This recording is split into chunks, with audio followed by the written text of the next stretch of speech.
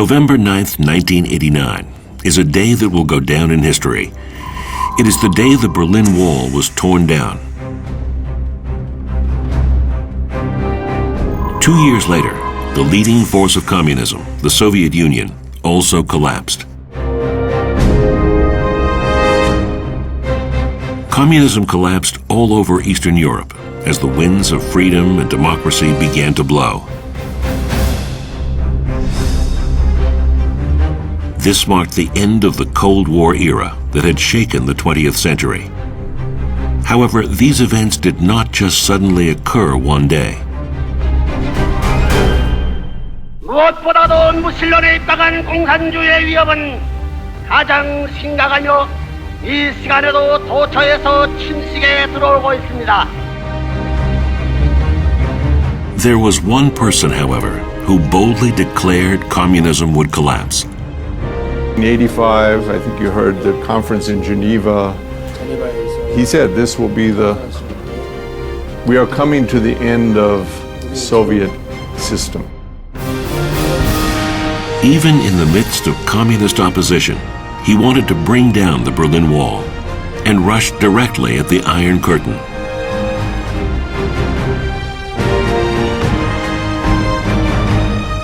He dispatched missionaries to the communist nations of Eastern Europe, triggering the downfall of the communist regime.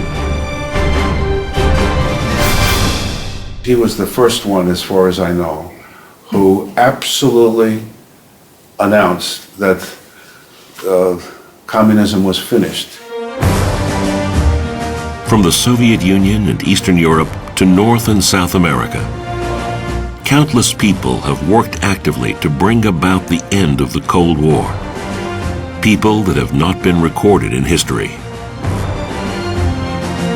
This is the story of these people who continue to live and breathe the road to ending the Cold War.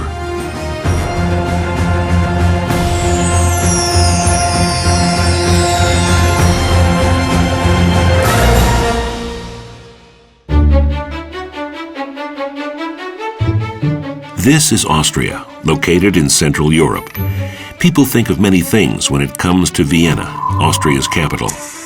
Some envision Viennese coffee topped with a generous amount of whipped cream, while others remember it as the setting of the romantic getaway in the movie Before Sunrise.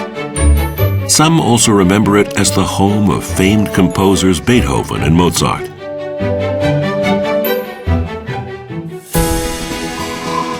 However, Vienna holds a completely different meaning to these people gathered here.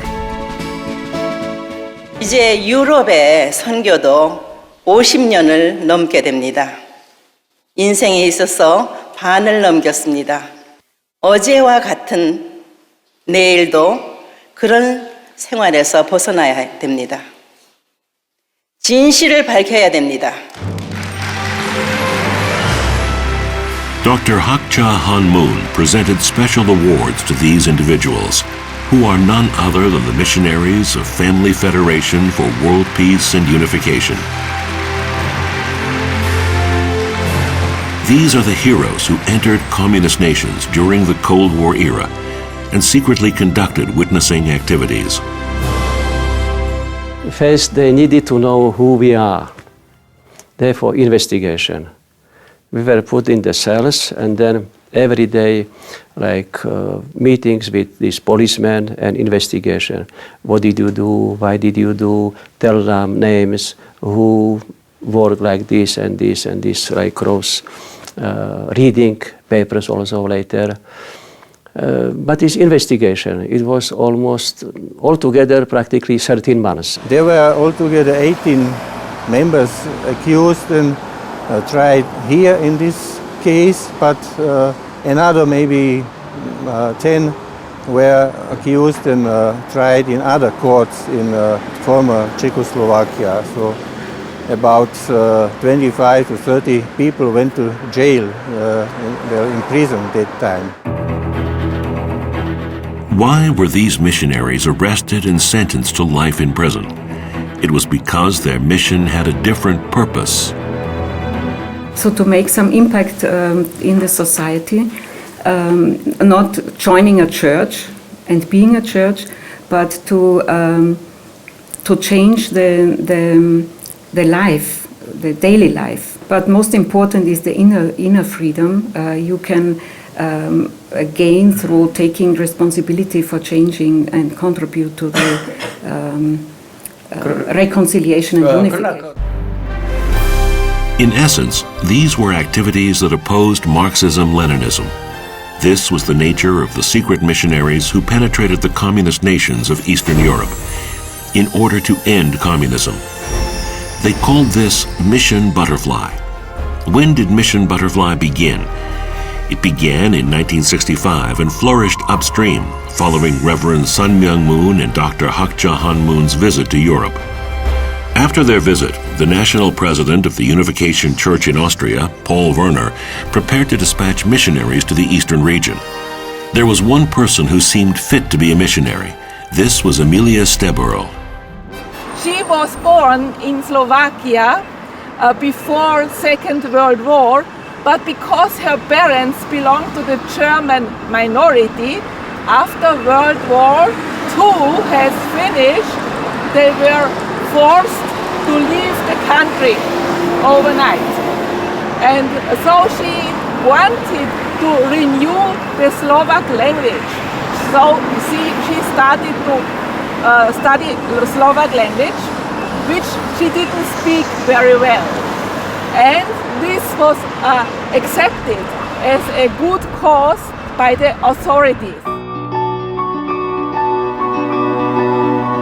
Emilia Steborel loved Korea and Korean culture. She supported Reverend Sun Myung Moon and Dr. Hak Ja Han Moon's peace ideology and actively participated in the effort to end the Cold War. I have another very special document of Emi Steborel, which is her passport, the first missionary to Czechoslovakia from Austria. We can see her two pictures, but also what we can see and what is very important, the stamp when she crossed Austrian-Czechoslovakian border, and the stamp says that it was exactly on the 30th October 1968. Many missionaries, including Emilia Steborel, infiltrated Czechoslovakia and witnessed to 200 people, but they soon became targets of suppression. Religious activity itself is illegal within the communist regime, and the Unification Church's principles of freedom and peace, as well as its victory over communism campaign, posed a serious problem. First was arrested on August 1973, one brother from one city, and then after 1 month, practically all these key leaders was arrested. Yeah. And then September and October and November also others members from small cities. Yes.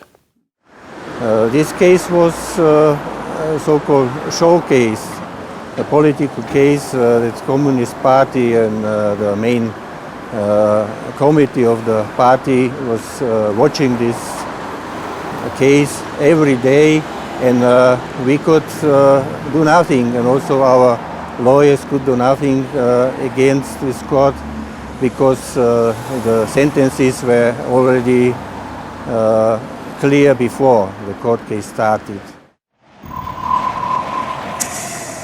All of the missionaries apprehended in Bratislava, Czechoslovakia, were found guilty. Their sentences ranged from 1 to 4 years in prison.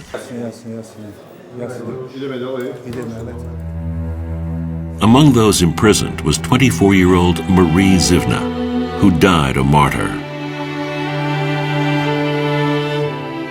This was maybe 3 months before the court case started, and it was exactly on Easter Day, Easter Sunday, when she died until now, so not clear situation on standing. Marie Zivna's death raised many questions. However, the cause of death was never revealed, and the questions were never answered. They came home, they opened it in spite of the they were forbidden, and they saw that Maria's hair was completely white. Yes, so probably something must happen at the cell that she changed like this, yeah, and something on her neck was like red line, yeah, on her red neck. Probably she was really murdered. After experiencing extensive suppression in Czechoslovakia, Mission Butterfly came to a pause. However, Peter Koch was then appointed as the new national leader of Austria, and Mission Butterfly recommenced. This time, more thorough preparations were needed. Located 160 kilometers from Vienna is the Gofflenz Training Center. This is where preparations for Mission Butterfly began. At the end there was a great meeting, and we all from Austria had some meeting, and we came here. And there I was also asked if I want to learn some Eastern language. And I volunteered for Hungary and for Russia. They not only studied the local language and culture, but also learned how to articulate the discrepancies in communist theory and present the ideological alternative of victory over communism teachings and the unification principle.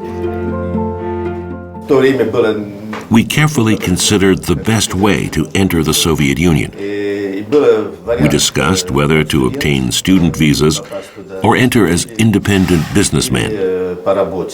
And basically there were two ways to enter the countries. One way was to find a job in a company in these countries, or to go there as a student. One of our main goals was to integrate in these countries, to learn the language, the culture, and not be put in the prison, because there was this bad experience in Czechoslovakia before. And Peter Koch said we should not become martyrs who die in the prison, but we should work there. So we tried to integrate in the countries. Upon the completion of thorough preparations, the missionaries who had entered communist nations in Eastern Europe began to conduct activities in all directions, contributing toward the collapse of communism. These covert mission people risked their lives until the beginning of 1990, when the Berlin Wall fell and communism collapsed. 문선명 한학자 총재님의 Reverend Sun Myung Moon and Dr. Hak Ja-han Moon did not establish the victory over communism movement just to reject and overthrow communism. The movement's main purpose was to guide people to discover their true value and to establish individual rights and freedoms in order to create a truly peaceful world.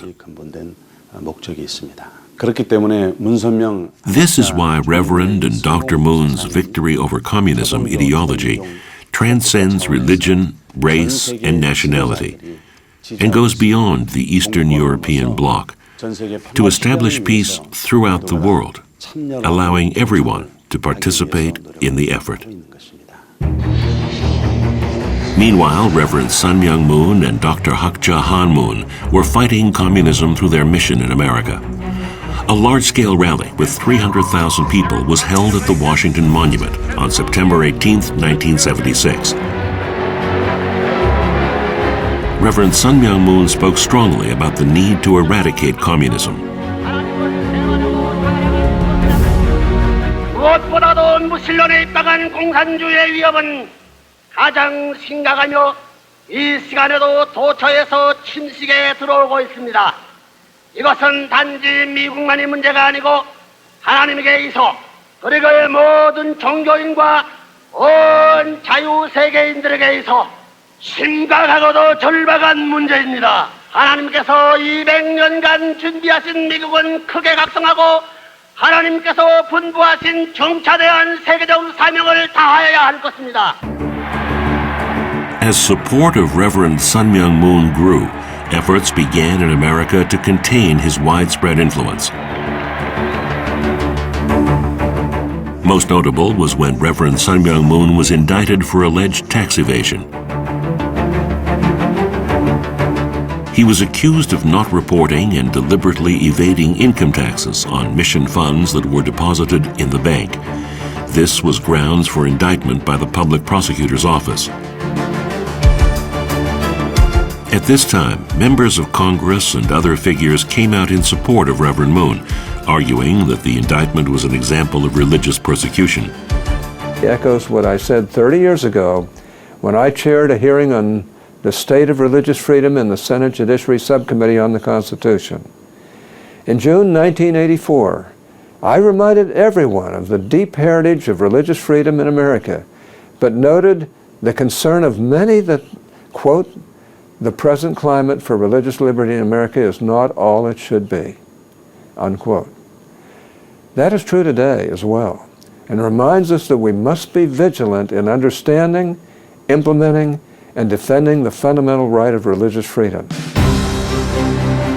Despite the growing protests, the Supreme Court sentenced Reverend Sun Myung Moon to prison. He was sent to Danbury Federal Penitentiary, but he continued the victory over communism movement even from prison. During this time, he gave instructions to proclaim the end of communism. Dr. Moon was in Danbury prison, but he met with Dr. Morton Kaplan, University of Chicago political science distinguished professor, and they discussed doing a conference. And Dr. Moon said this should be the fall of the Soviet Empire. At that time, Dr. Morton Kaplan suggested to merely suggest the possibility of the collapse of communism. But Dr. Moon insisted on clearly declaring the fall of communism. Dr. Kaplan was uncomfortable, but he thought about it over and then eventually agreed to that idea. So in Geneva, we had this major conference. Many scholars came from all over the world. The World Conference held in Geneva was held under the theme, The Fall of the Soviet Empire, Vision of a Post-Soviet Era. This proclamation of the end of communism shocked not only the scholars, but also all of the media worldwide.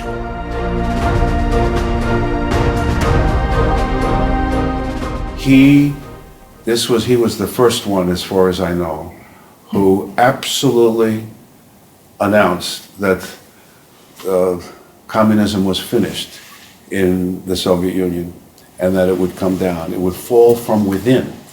If we simply remained strong enough, it would fall from within. Then 4 years later, that happened. And many important leaders in the US were stunned by that. The collapse of communism, as proclaimed by Reverend Moon, began with the fall of the Berlin Wall. The Berlin Wall was a 40-kilometer long and solid concrete wall that served as a symbol of the Cold War. There were many past attempts to break down that strong wall. Among those attempts was one that caught the world's attention. Centering on Hyojin Moon, president of the Collegiate Association for the Research of Principles, CARP members held 4 conventions at the Berlin Wall in 1987, but they ran into trouble from the start. All political parties, right wing, left wing, they made a resolution against the CARP convention, all of them. So we had a very difficult situation, so we had no place where we can do our convention. The threats and sabotage of the communists who demonstrated against the opening of the convention grew in intensity. The leftist students organized many demonstrations against us. They had a strategy plan. They wanted to stop the participants already at the airport.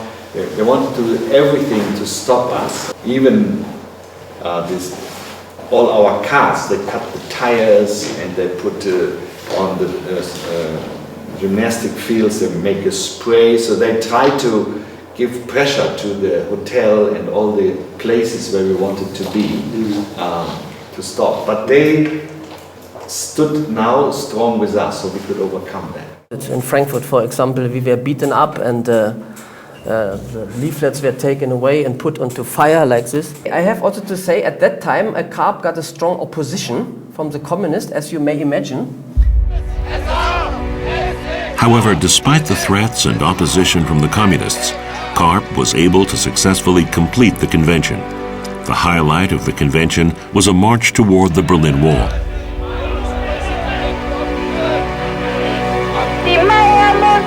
Beside all the events, we made the biggest demonstration against the wall ever in German history.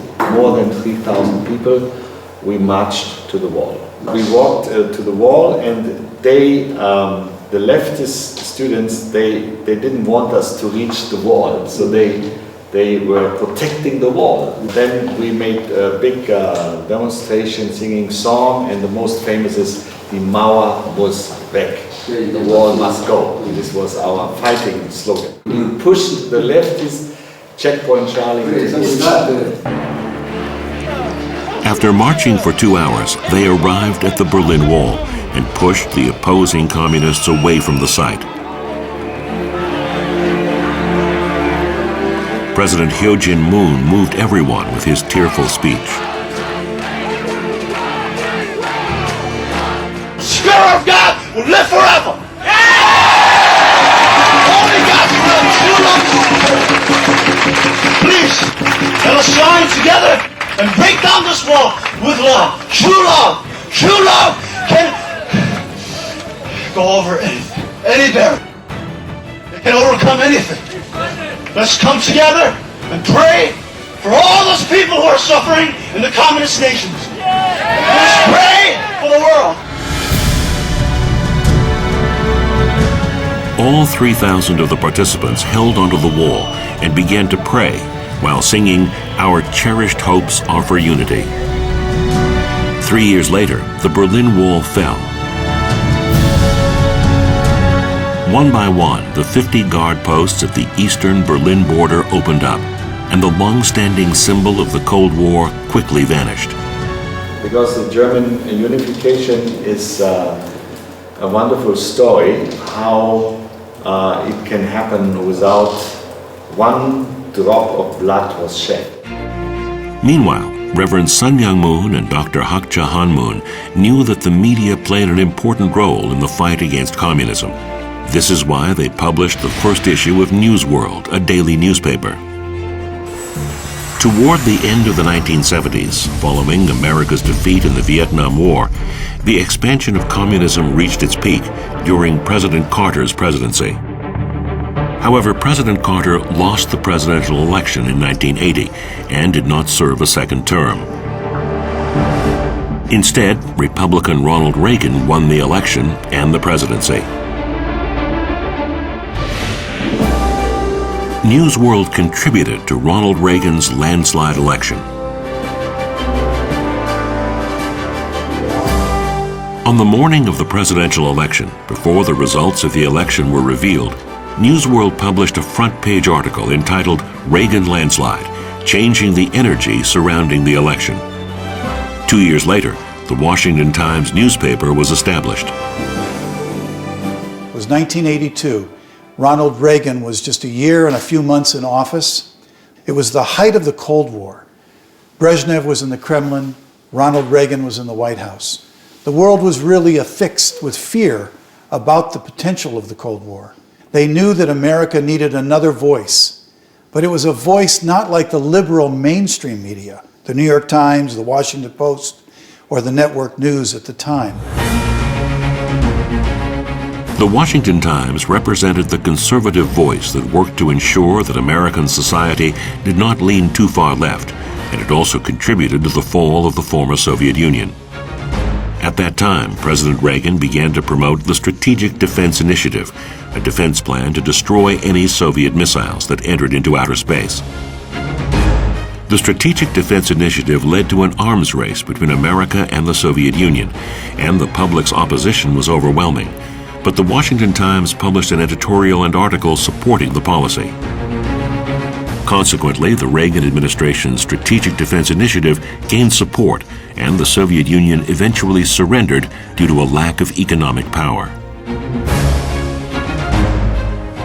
It wasn't always the popular thing to do, but you were a loud and powerful voice. Like me, you arrived in Washington at the beginning of the most momentous decade of the century. Together we rolled up our sleeves and got to work. And, oh yes, we won the Cold War. In addition to establishing influential media outlets, Reverend Sun Myung Moon and Dr. Hak Ja Han Moon proposed to the mass media a new era and direction. Most notable was the World Media Conference, which was first held in New York in 1978. It was also held in Moscow later on. On April 8, 1990, Reverend Sun Myung Moon and Dr. Hak Ja Han Moon visited Moscow, the heart of communism. There they spoke with Soviet President Mikhail Gorbachev during a historical meeting. No one could have imagined that religious leaders fighting for victory over communism and the head of the communist world would ever meet in such a manner. What you must not forget is that it was 1990, and Gorbachev did not imagine that this nation, the Soviet Union, would collapse on its own just 1 year later. During their meeting with Gorbachev, they were able to guarantee religious freedom, and they encouraged Gorbachev to promote reform. At that moment, he would be the first one that would want to reach out and offer some type of help. That's really unusual, because not many political leaders felt like that. When he went to Moscow and when he went to Pyongyang, in both cases, he was strong in what he said, but he was generous in how much he was willing to offer to build the bridge. Reverend Sun Myung Moon and Dr. Hak Ja Han Moon's strong message made headlines in the Soviet media, giving the Soviet citizens a refreshing shock and gradually expanding their influence. In the midst of this atmosphere, Reverend and Dr. Moon began to assist President Gorbachev. One way they assisted him was by inviting 3,500 university students from the Soviet Union to receive special education in the United States. When he met Gorbachev, his primary purpose, in my understanding, is to guide him toward post-Soviet world. And up until then, everyone is educated only Marxism. But Reverend Moon said, we need religious freedom. In our educational system, we need character education based on religion and philosophical values. Through numerous seminars and discussions, the university students experienced an exchange of ideologies. It was an extremely shocking experience for them because it would not have been possible in a communist society.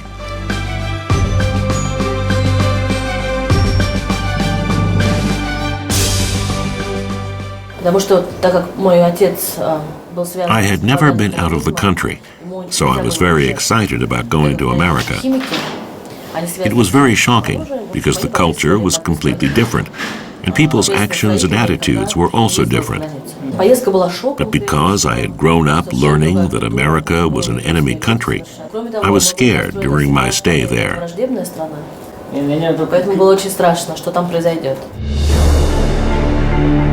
These students who experienced a capitalist society changed the Soviet Union.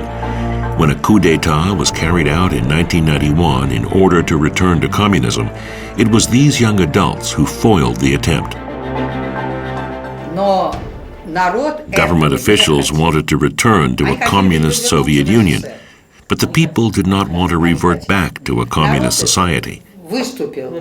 When the government forces drove in tanks, The citizens protested, and 3 of the people were run over by the tanks and died. The coup ended within 4 days.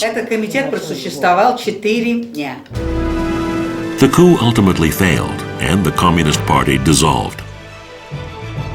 In 1991, several republics, including the Republic of Russia under President Yeltsin, seceded from the Soviet Union, and it was dismantled.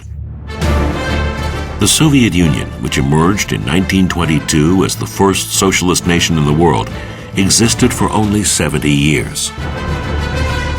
Meanwhile, in Central and South America, communism was spreading rapidly.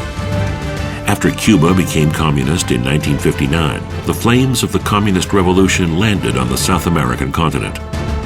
In order to fight communism in South America, Reverend Sun Myung Moon and Dr. Hak Ja Han Moon established CAUSA, a victory over communism movement. Through CAUSA, they were able to implement large-scale campaigns and contribute to the prevention of the communization of South America.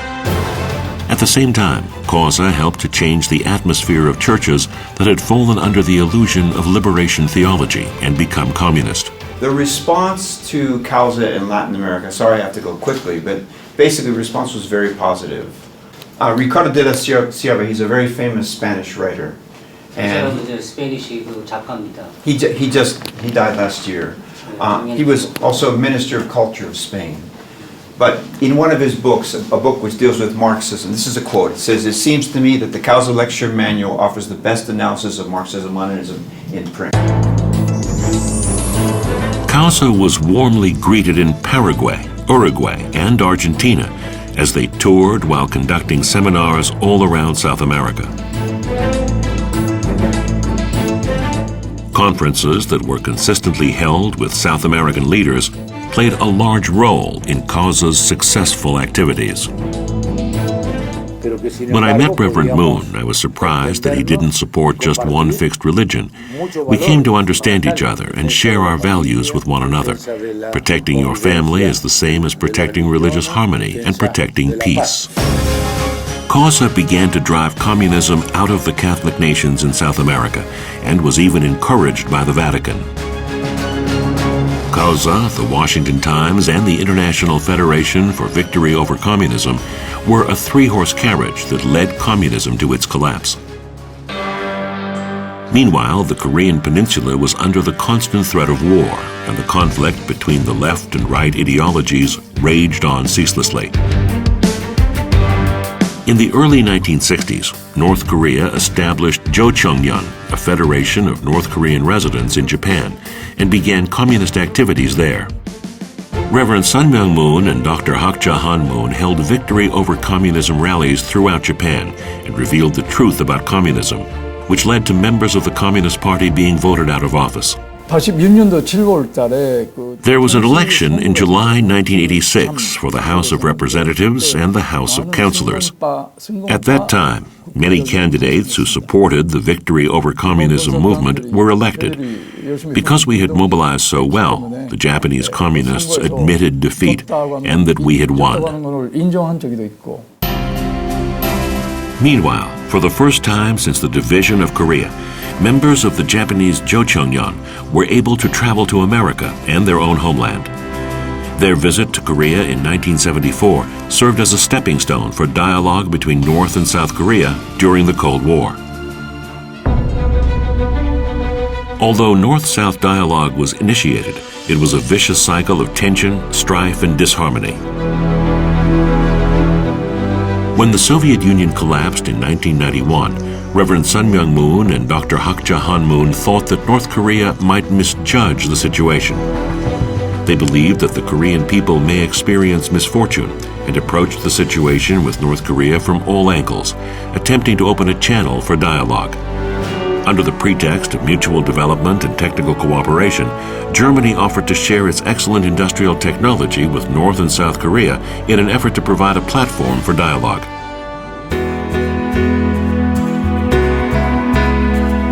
It was through this effort that a meeting with Premier Kim Il-sung was finally confirmed.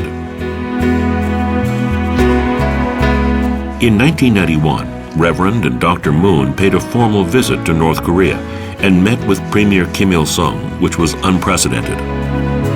This meeting made it possible for displaced families to reunite and for North Korea to accommodate nuclear inspections and develop Kumgansan. North and South Korea were able to not only experience economic interchange, but also engage in mutual discussion at a North-South summit meeting. Reverend Sun Myung Moon and Dr. Hak Ja-han Moon risked their lives as they traveled around the world, expanding their movement to end the Cold War. Today, religious strife has led to the emergence of terrorism all around the world. They couldn't avoid the threat of terrorism. On January 23, 1976, a bomb exploded in the Villa Oblate Church in Paris. A few days later, on January 29th, about 300 demonstrators vandalized a missionary center. Kidnappings and assassination attempts were rampant in America. On November 27, 1984, the FBI rescued Bo Hee Pak, president of the Washington Times, who had been kidnapped. They also arrested the kidnappers. Despite the great threat of terrorism, Reverend Sun Myung Moon and Dr. Hak Ja-han Moon did not stop the effort to end the Cold War, because they believed that peace would remain distant for as long as the Cold War continued. From America to South America, to all corners of the Soviet Union and Eastern Europe, the heart of communism, and to the Korean Peninsula and Japan, the road to the end of the Cold War was full of meetings with representatives of the communist world. How were proponents of the victory over communism movement and religious leaders able to meet with these leaders of communist nations?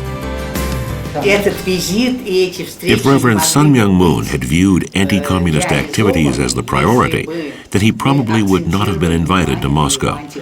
But it was possible to meet these figures because Reverend Moon's priority and focus was to work towards world peace. His ideology transcends religion and promotes peace between religions and races, which the communist Soviet Union was able to receive. Because Reverend Moon worked hard to unite the world, and because his ideology aligns with my personal views, I will dedicate myself to this cause. Мун хотел, чтобы люди жили как одна семья. Всегда буду это распространять, потому что это моя идеология. Преподобный Мун When it comes to resolving issues regarding religion and peace, I believe that Reverend Moon is a great teacher. Было легко понять, и это влияло на то, что мы делали у себя, на то, что в частности я делал. It was possible because Reverend Sun Myung Moon and Dr. Hak Ja-han Moon conveyed a vision that transcends religion, race, and nationality. Following the Cold War, their peace ideology of transcending religion began to blossom. After communism collapsed, Dr. Hak Ja-han Moon toured around Eastern Europe, emphasizing the importance of family. They also established the International Education Foundation in China, which had succumbed to materialistic influences from the West, and created a new vision to combat the decline in tradition, ethics, and values of a moral civilization. The peace message that allowed flowers to bloom on the road to the end of the Cold War carries on without ceasing. The path of strong belief and firm resolution is spreading. The path will become a new path of peace that transcends religion, race, and nationality.